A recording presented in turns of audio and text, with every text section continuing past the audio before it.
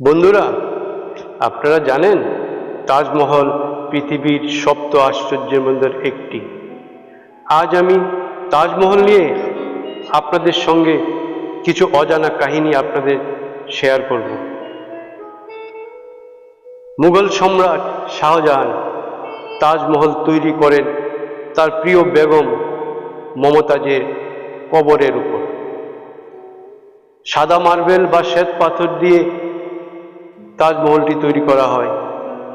সময়টা ছিল 1631 থেকে 1648 ইংরেজি।